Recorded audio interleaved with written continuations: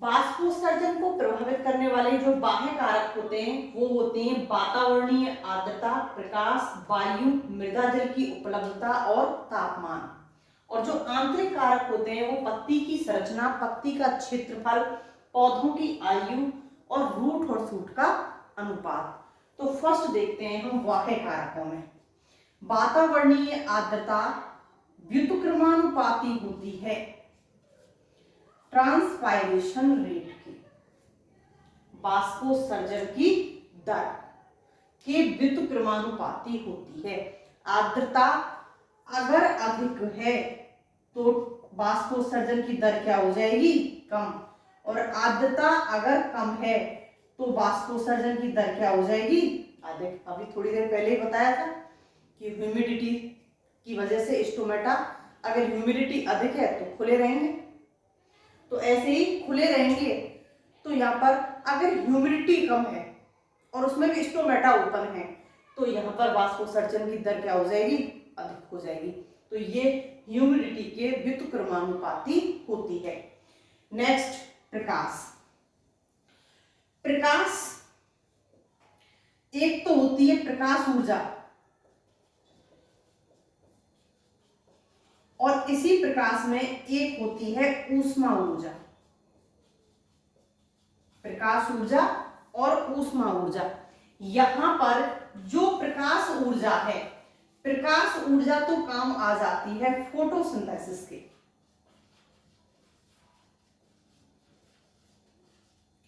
Student, जो सूर्य से completely ऊर्जा जो आ रही है उसकी यहाँ पर केवल 5% ही यूज होती है और 95%, 95% किसमें बदल जाती है? ऊष्मा ऊर्जा में कन्वर्ट हो जाती है। ये ऊष्मा ऊर्जा कहां पर आ रही है? लीफ की सतह पर। जो ये लीफ है इसकी सतह पर आ रही है। तो ये तो प्रकाश संश्लेषण कर रही है, लेकिन यहाँ जो ऊष्मा ऊर्जा लीफ के अंदर आके टेम्परेचर को बढ़ा रही है, तो यहाँ जो ताप है, जो टेम्परेचर है, ये टेम्परेचर अधिक हो जाएगा वातावरण के टेम्परेचर से। जब यहाँ का टेम्परेचर अधिक हो गया किससे? वातावरण के टेम्परेचर से, तो यहाँ पर बाष्पोत्सर्जन की दर क्या हो जाती है? बढ़ जाती है। क्योंकि अब पत्ती को अपना खुद का टेम्परेचर नॉर्मल करना है, तो नॉर्मल कब होगा? जब यहाँ से इन कोशिकाओं से गर्म पानी कहाँ जाएगा? वाष्प बन के बाहर की तरफ। तो यहाँ पर बाष्पोत्सर्जन की रेट क्या हो जाती है? अधिक। तो ये प्रकाश यहाँ दो चीजों पर डिपेंड करता है, एक तो टाइम ड्यूरेशन पर और दूसरा इंटेंसिटी पर।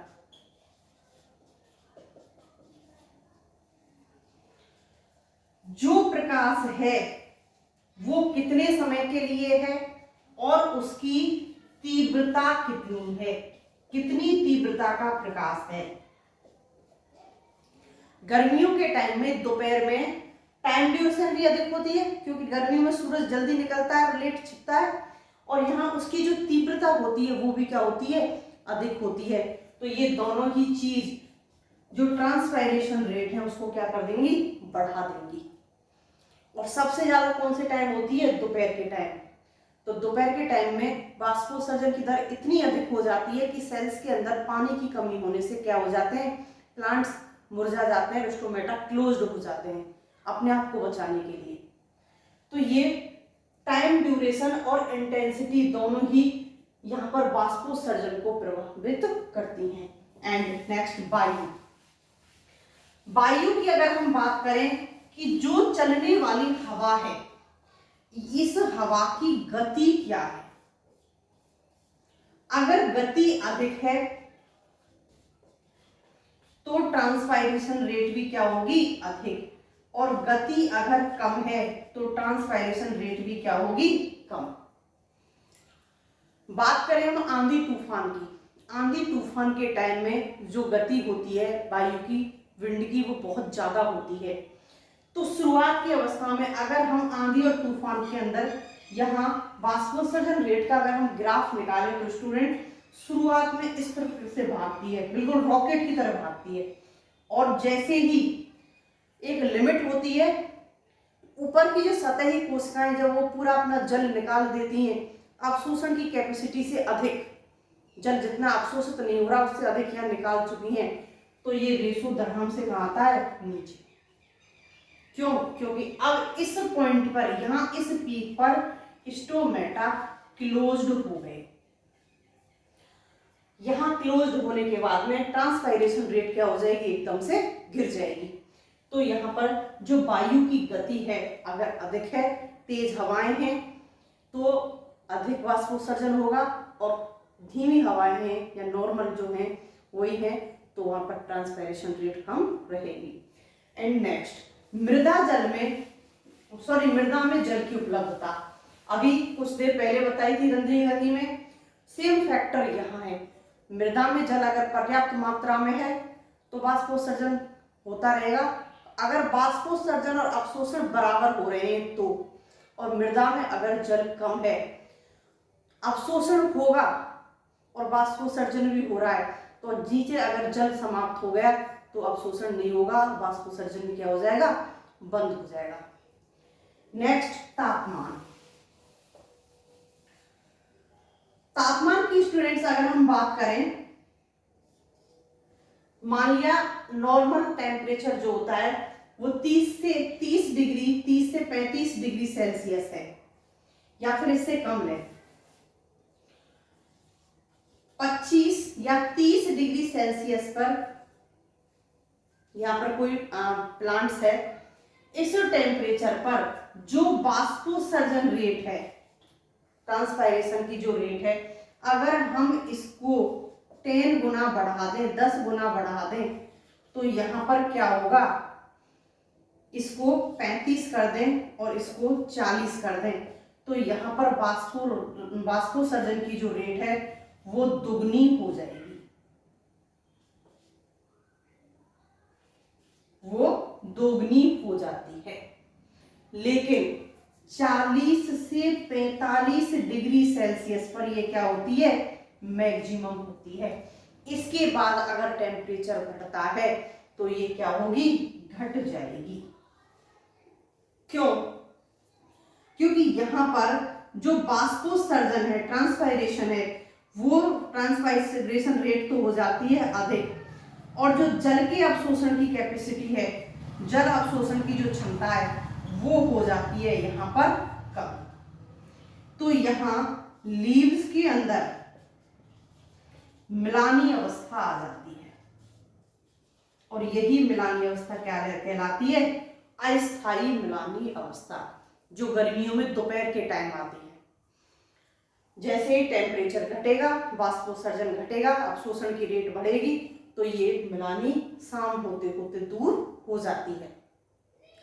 अगर प्लांट्स के अंदर ये मिलानी अवस्था परमानेंट हो जाए, मृदा में जल की मात्रा कम हो जाए, तो ये अस्थायी ना होकर के कैसी हो जाती है, स्थायी मिलानी अवस्था हो जाती है। इस अवस्था में अगर एक बार प्लांट आ गया तो उसको हम वाटर अगर अवेलेबल भी करा देंगे तो भी वो नॉर्मल नहीं होगा, पादप क्या होगा, एट लास्ट सूख जाएगा।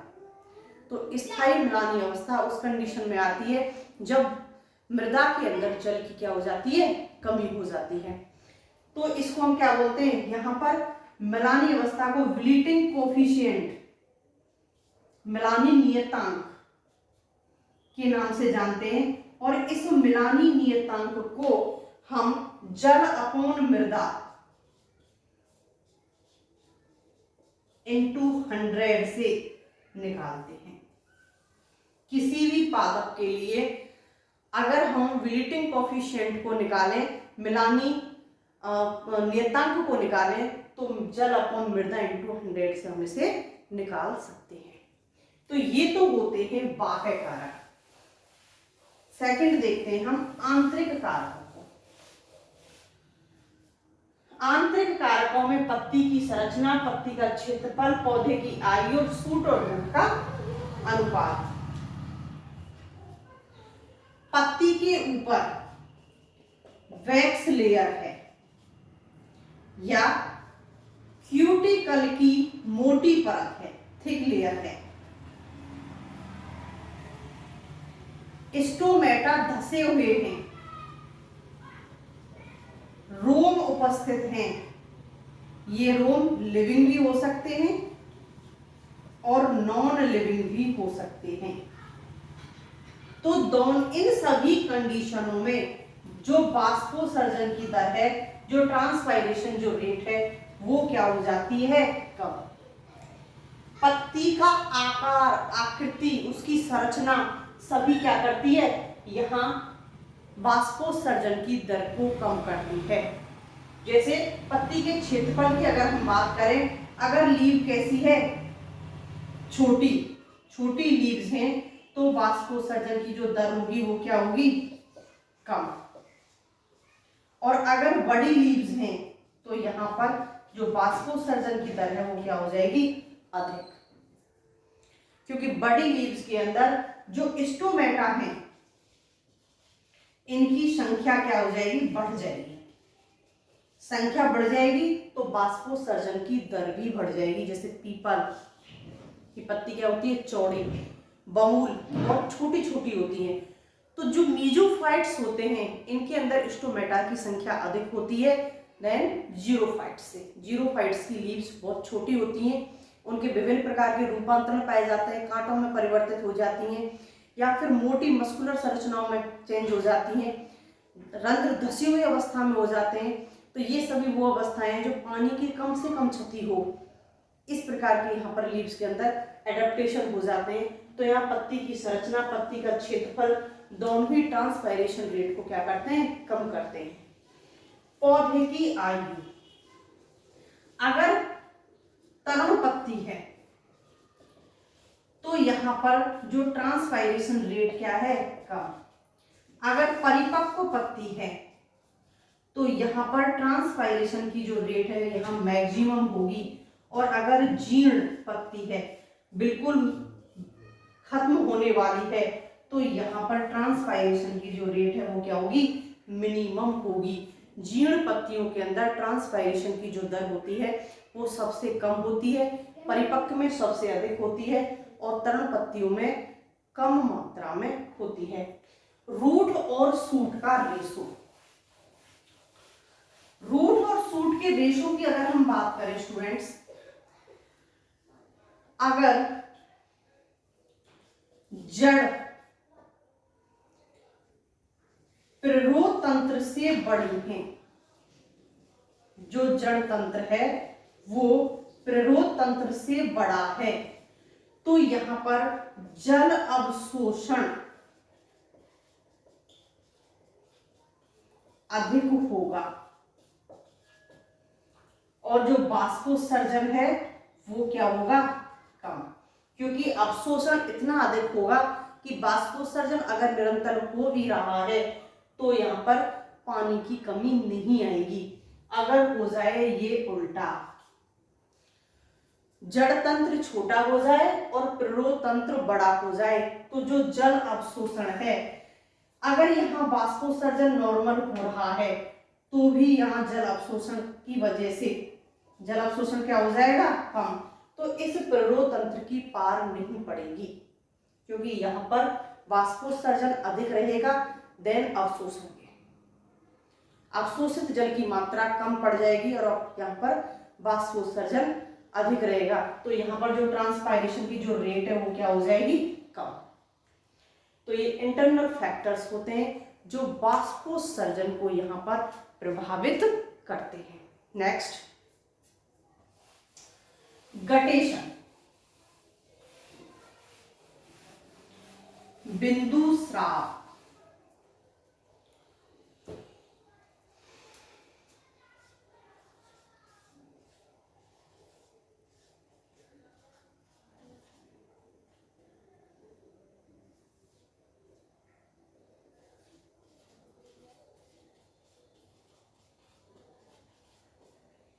गटेशन,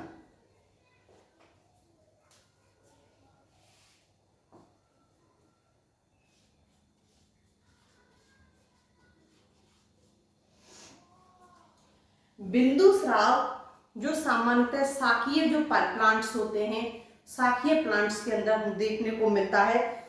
यहाँ पर जो प्लांट्स की लीव्स होती हैं, इन लीव्स के शीर्ष भाग से जल का स्रावण होता है। जल का स्रावण होता है और यही जल का स्रावण क्या कहलाता है? गटेशन कहलाता है, बिंदु स्राव कहलाता है। ये प्रक्रिया शाकीय प्लांट्स में पाई जाती है, शाकीय पादपों में, जैसे नॉस्टर्सियम,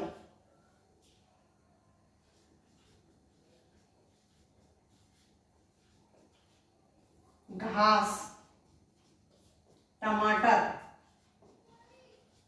बंद गोभी, इन सभी के अंदर गटेशन की प्रोसेस होती है। गटेशन की प्रोसेस में क्या होता है? मान लिया कि ये कोई लीव है, यहां ये क्या है? मध्यसिरा, मिडरिब, मध्यसिरा।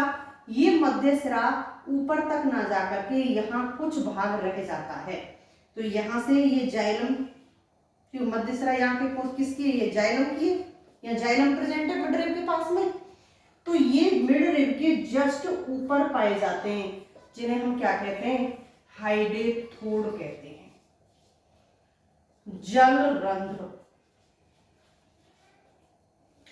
यहां ये जल रंध्र पाए जाते हैं। यहां से जो जाइलम एलिमेंट होते हैं,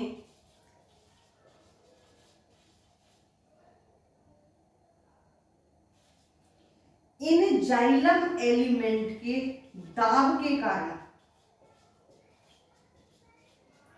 यहां पर जो जल होता है वो जल इस जगह पर आकर के भर जाता है, यहां जल आकर के भर जाता है। तो यहां पर जो जल रंध्र हैं ये डे और नाइट दोनों में क्या होते हैं? ओपन होते हैं, कभी ये बंद नहीं होते, डे नाइट ऑलवेज ओपन होते हैं।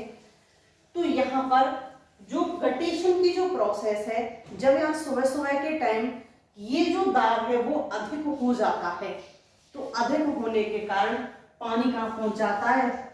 इस जलरंध्र में पहुंच जाता है जाइलम एलिमेंट से, और यहाँ से ये पानी बाहर निकल जाता है। यहाँ जो ये जल होता है, ये जल शुद्ध ना होकर के अशुद्ध होता है, इसमें कुछ साल्ट भी घुले हुए होते हैं।